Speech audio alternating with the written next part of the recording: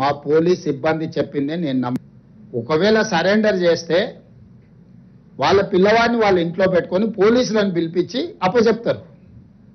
అప్పజెన్షన్ మీ ఇల్లా నా ఇల్లా? రోడ్డు మధ్యలో పోలీసులు నాకాబందీ చేసి వెహికల్స్ని చెక్ చేస్తున్నప్పుడు అప్పా జంక్షన్లో బండి భగీరథ పోలీసులకు చిక్కిండు. ఇది మా పోలీసులు నాకు చెప్పింది. నిజంగానే అతన్ని సరెండర్ చేసేది ఉంటే అతను ఎక్కడున్నాడో అక్కడికి ఈడ మా అబ్బాయి ఉన్నాడు, మీరు వచ్చి పోలీసులు ఇతన్ని సరెండర్ చేసుకోండి అని చెప్పిండ్రు అనుకోండి, అప్పుడు మనం సరెండర్ అనుకోవచ్చు. రోడ్డు మధ్యలో పోలీసులు అతన్ని కస్టడీలోకి తీసుకొని మేము అరెస్ట్ చేసినాం అని పోలీసులు చెప్తుంటే నేను పోలీసుల మాట నమ్మాలనా లేకపోతే రాజకీయ నాయకుల మాట నమ్మాలనా? మీరు చెప్పండి.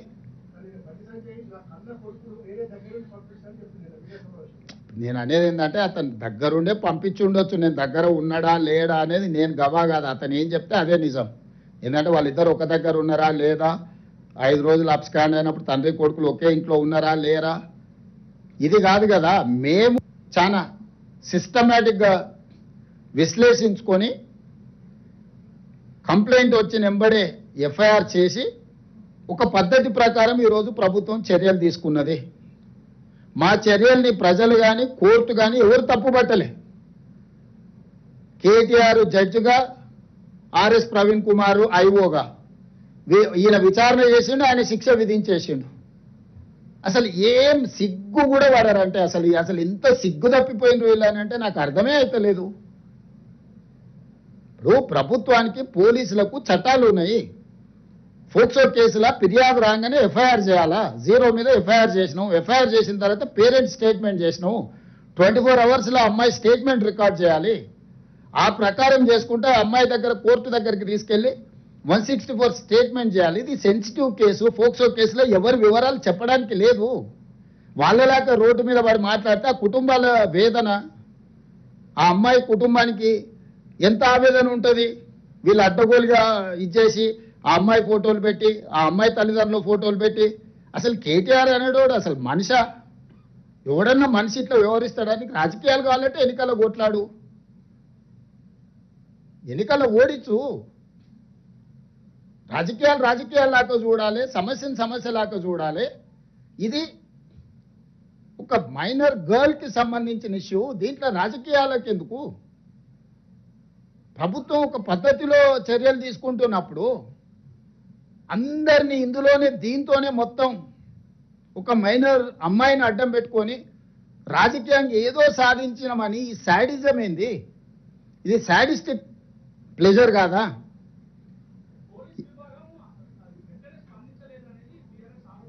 ఇక నేను అదేనా చెప్పేది, వాళ్ళ గురించి ఇప్పటి దగ్గర చెప్పింది. శాడిస్ట్ అని నేను చెప్తుంటే మళ్ళీ నువ్వు ఇంకా కొత్తది అడుగుతావేంది?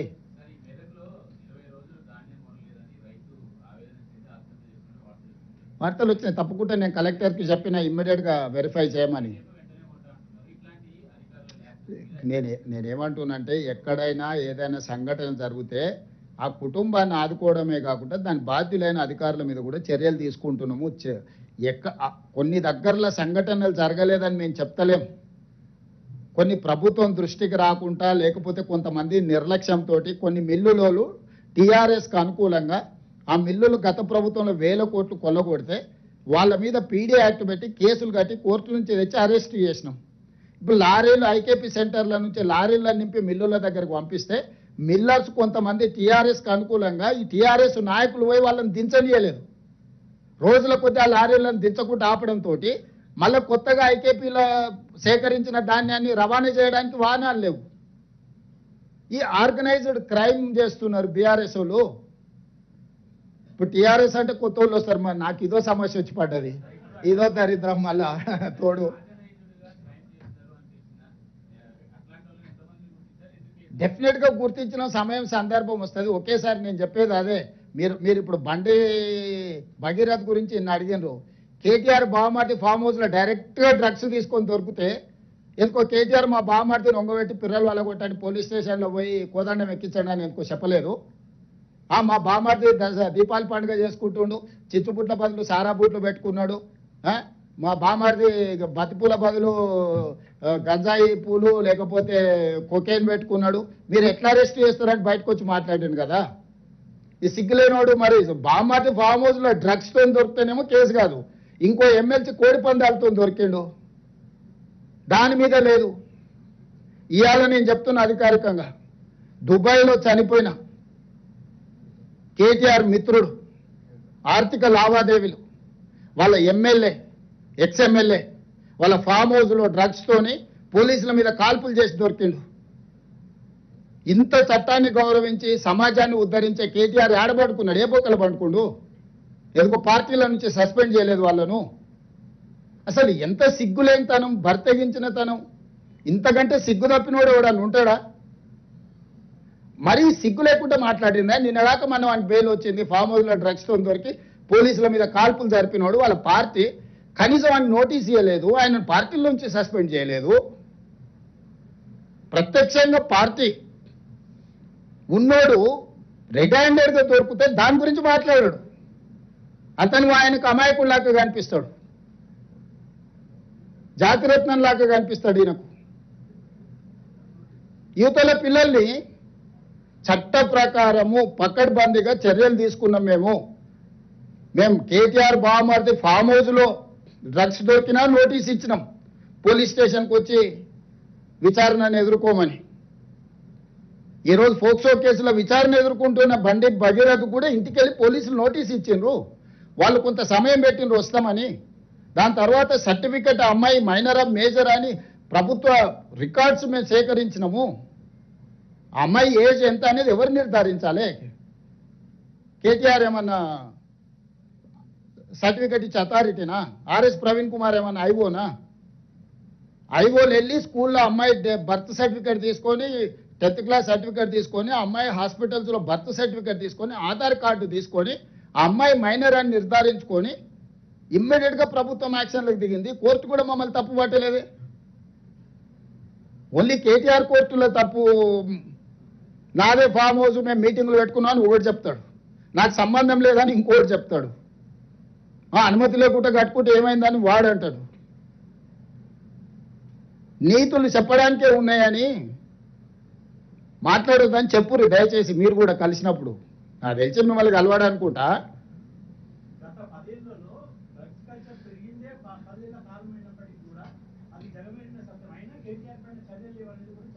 బస్ ఏదైనా చట్టం ప్రకారం చేయాల్సిందే. చట్టంలో ఉన్న లొసుగులను వాళ్ళని వాడుకుంటారు. కన్జ్యూమ్ చేసిన వాడు దొరికితే కూడా అతని బాధితుడి కింద చూడమని చట్టంలో ఉంది, స్టేషన్ బెయిల్ ఉంది. ఏం చెప్పాలి? డ్రంక్ అండ్ డ్రైవ్లో దొరికితే జైలుకు పంపిస్తున్నాం, కొకేన్ గంజాయి కొట్టి దొరికితే బాధితుడు కాబట్టి అతన్ని అరెస్టు అటు స్టేషన్ బెయిల్ ఇవ్వమని చట్టంలో ఉంది. మీరు చెప్పండి ఏం చేయాలి? కేటీఆర్ అయినా ఆయన బావమరిది అయినా ఎవరైనా అదే కదా నేను అడిగేది. ఆ చట్టంలో ఉన్న వెసులుబాటును వాళ్ళు వాడుకుంటుండ్రు. ఆ చట్టాన్ని సవరించాల్సిన అవసరం ఉంది.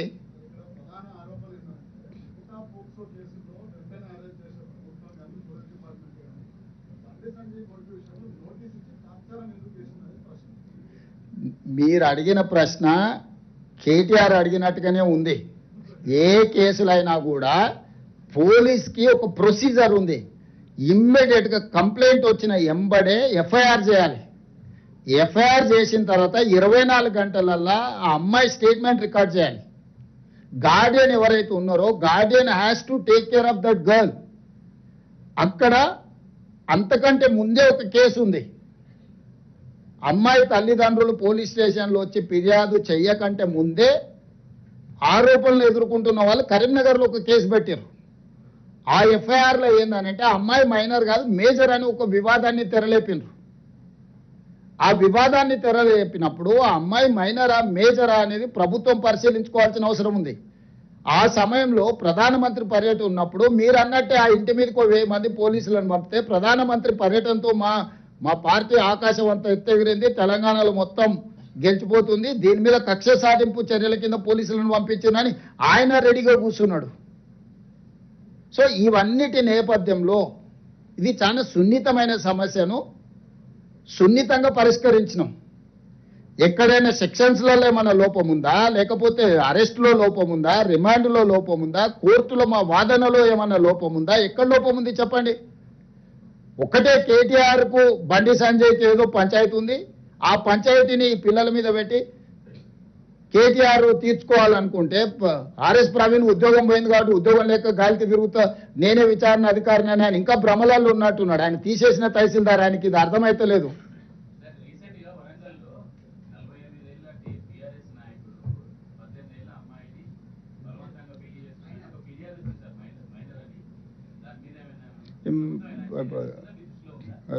చారి గారు ఇప్పుడే మా దృష్టికి తెచ్చిండు. ఇమ్మీడియట్ గా నేను డీజీపీ గారికి సూచన చేస్తున్నా, తక్షణమే చారి గారి ఫిర్యాదు మీద విచారణ చేయించండి. నేను వివరాలు తీసుకొని డెఫినెట్ గా చెప్తాను. అంటే నిజంగా డీటెయిల్స్ నా నోటీస్లకు రాలేదు, నేను ఇమ్మీడియట్ గా కనుక్కొని చర్యలు తీసుకుంటా.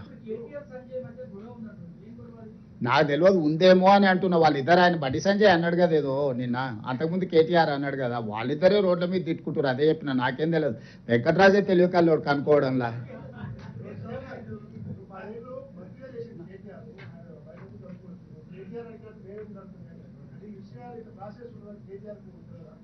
ఇప్పుడు ఆయనకు లేడీకి లేచిందే పరగాని, కేటీఆర్ ఏది అనుకుంటే అదే అనుకుంటాడు. కల్వకుంట రాజ్యాంగం అనుకుంటుండు. వాళ్ళ నాయన దిగిపోయి చాలా రోజులైంది, వాళ్ళ నాయన అర్థమై ఫామ్ హౌస్లో వండుకున్నాడు అని ఆయనకు అర్థమైతలేదు. ఈయన చెప్పింది నిజమైతే వాళ్ళ నాయన ఎందుకో స్టేట్మెంట్ ఇవ్వలేదు. ఒక మైనర్ గర్ల్కి అన్యాయం జరిగితే లీడర్ ఆఫ్ అపోజిషన్ ఎక్కడ పడుకుండు, ఏడ నిద్రపోతుండు? బయటకు వచ్చి మాట్లాడడానికి ఒకవేళ శక్తి లేకపోయినా ప్రెస్ నోట్ అన్న రిలీజ్ చేయాలి కదా. పార్టీ మీటింగ్లో పక్క పార్టీ వాడు వస్తేనో జగిత్యాల పోయేస్తాడు. కానీ ఇంత మేజర్ ఇన్సిడెంట్ రాష్ట్రంలో జరిగితే ప్రధాన ప్రతిపక్ష నాయకుడు ఎక్కడికి పోయిండు? స్పందించాడా? ఆయనకు బాధ్యత లేదా? మీరు ఎప్పుడన్నా అడిగినరా ప్రతిపక్ష నాయకుడు ఏం చేస్తున్నాడు? ఒక మైనర్ గర్ల్కి ఇంత అన్యాయం జరిగితే స్పందించాలి, ఆ బాధిత కుటుంబానికి అండగా నిలబడాలి ప్రతిపక్ష నాయకుడు. 10 ఏళ్ళు ముఖ్యమంత్రి ఉన్న చంద్రశేఖరరావు అధికారం ఉంటేనే బయటకు వస్తావా, లేకపోతే ఫామ్ హౌస్లో పండుకుంటావా అని ఎందుకు ఒక్కరన్నా మీరు అడగకపోతే? ఆయన కాదు, ఆయన తరఫున ఒకళ్ళతో పుచ్చుకున్న బంట్రోతులు ఉంది కదా, బంట్రోతులను అడగండి. మరి అదే పరిస్థితి రాష్ట్రంలో ఉన్నది.